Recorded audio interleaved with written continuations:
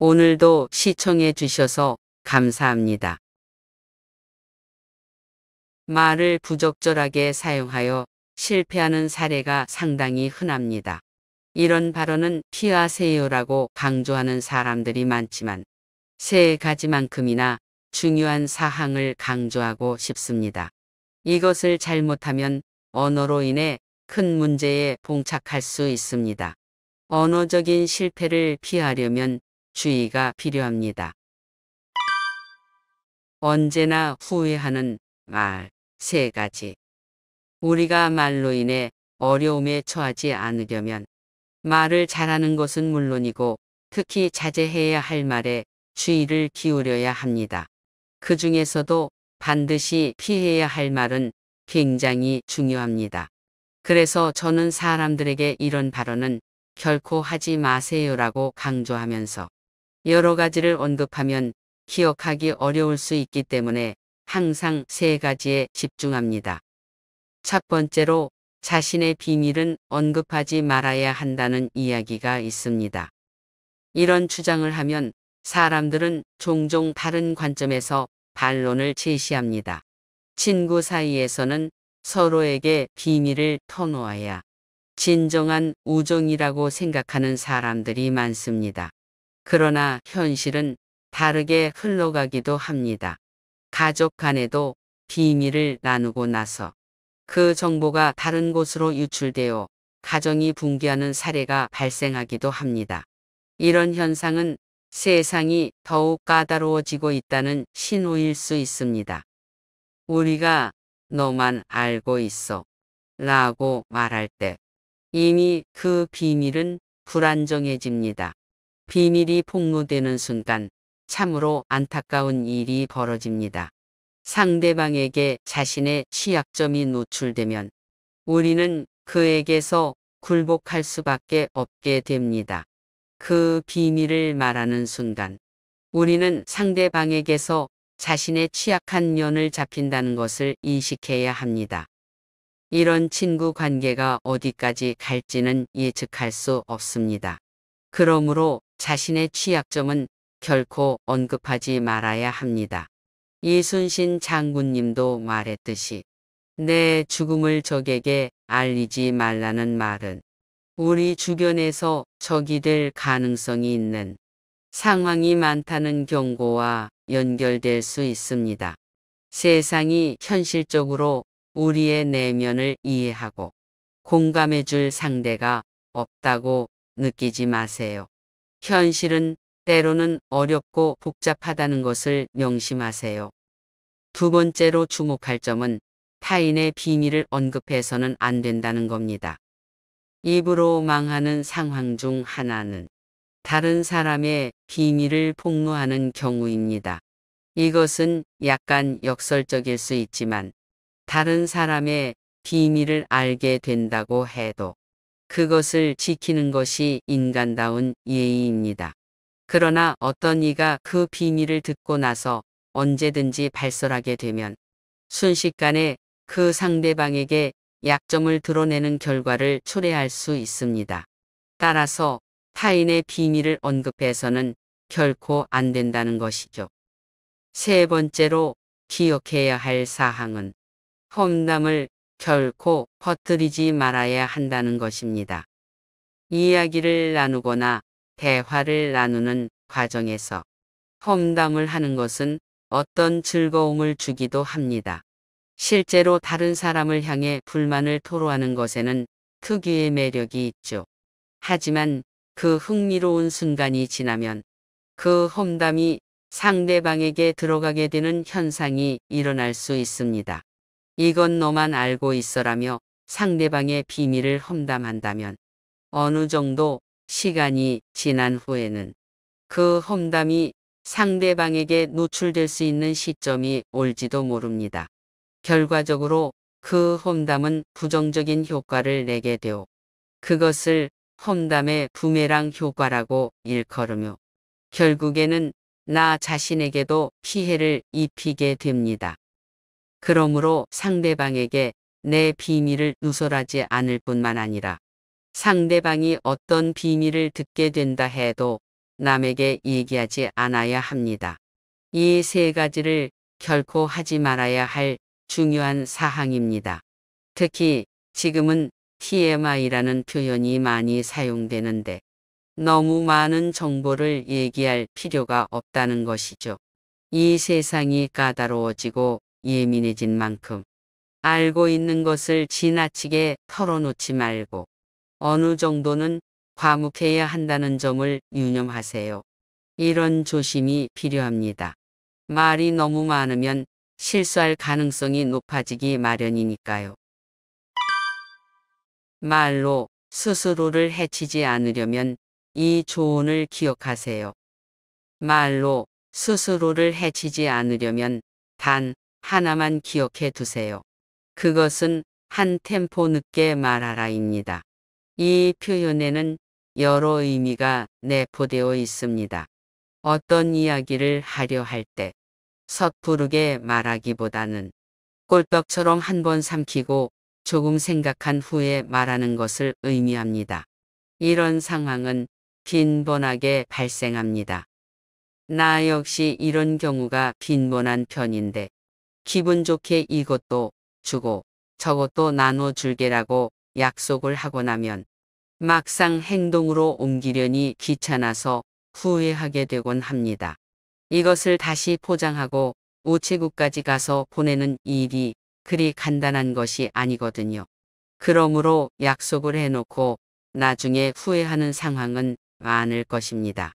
그래서 한 템포 늦게 천천히 말하라는 조언을 절대로 잊지 말아야 합니다. 천천히 말하는 것은 여러 면에서 효과가 있다는 사실을 명심하세요. 첫 번째로 말을 천천히 하면 목소리가 조용해지고 정중해진다는 것입니다. 말이라는 것은 모두가 다 정중해지는 것은 아니지만 목소리를 낮춰 천천히 말하면 그 효과가 나타납니다.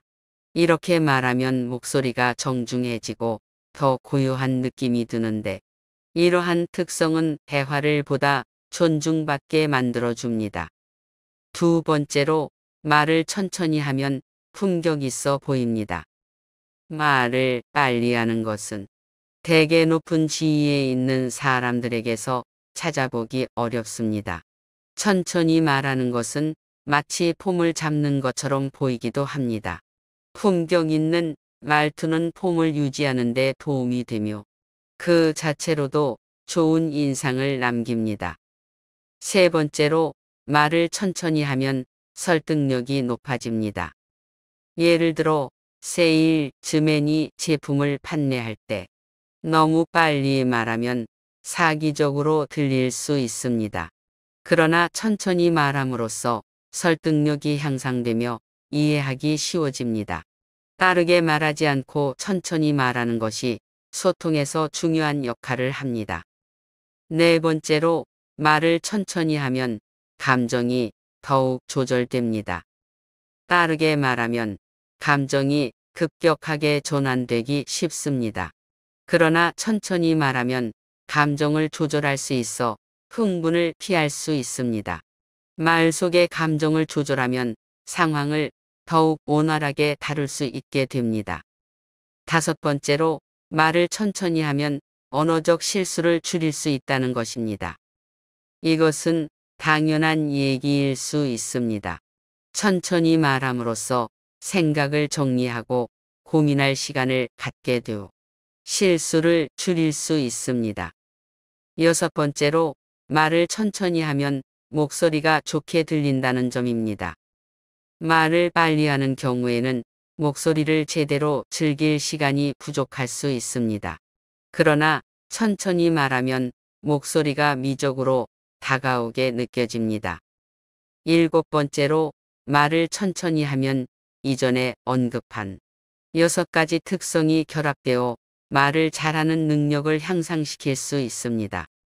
따라서 한 템포 늦게 말하기와 말을 천천히 하는 것은 큰 가치가 있을 것으로 생각됩니다.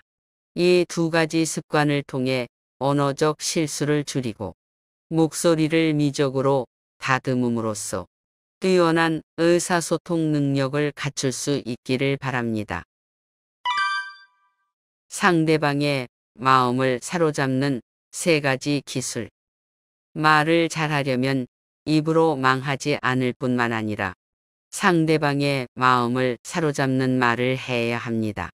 이를 위해서는 딱 3가지만 생각하세요. 첫째로 경청이 필요합니다. 경청은 이미 많이 들어봤을 것입니다.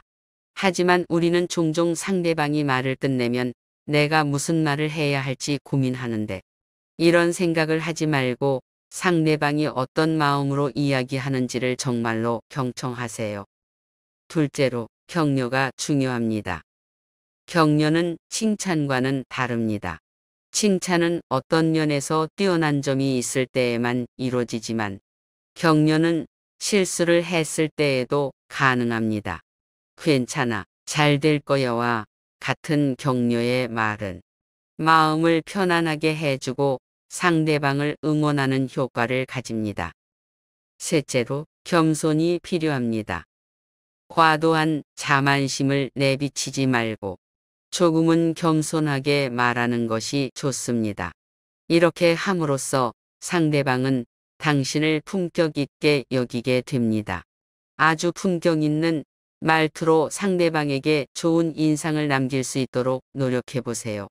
아무쪼록 이 3가지 기술을 통해 좋은 대화력을 키워나가시기를 바랍니다. 진정한 소통을 위한 핵심 말하는 방식. 말하는 방식이 왜 중요한지를 이해하는 것은 상당히 중요합니다. 품격, 품질, 이 모든 것이 어떻게 말하는지에 달려 있다고 할 수 있죠. 우리가 품격이라고 언급할 때 그 한문을 보면 입구자가 3개가 쌓여 품을 이루고 있습니다. 이는 말을 어떻게 하는가에 따라 우리의 품격과 인격이 좌우된다는 것을 의미합니다. 이러한 원리는 군자에게도 적용되어 입을 제대로 다스리는 사람이 군자로 여겨진다고 말할 수 있습니다. 오늘날 우리 사회는 언어의 힘이 강조되고 있는데 어떻게 진정성 있는 멋진 말을 할 수 있는지에 대한 고민을 해야 합니다. 화술은 요령이나 술수를 부리는 것이 아니라 어떻게 진정성 있는 대화를 이끌어낼 수 있는지에 대한 노력의 일환입니다. 품격 없는 말은 많은 문제를 일으킬 수 있습니다. 대화에서도 말을 잘못 선택하면 실망과 오해로 이어질 수 있습니다. 결국 입에서부터 시작되는 말은 신중하게 다뤄져야 합니다. 상대방에게 예민한 화근을 심지 않기 위해서는 말을 꼼꼼하게 다듬어야 합니다. 말을 조심하는 것은 상대방과의 소통을 원활하게 만드는 첫걸음입니다. 상대의 감정과 상황을 고려하며 세심한 언행으로 말을 선택하고 진심 어린 대화를 통해 소통의 질을 높이세요. 감사합니다.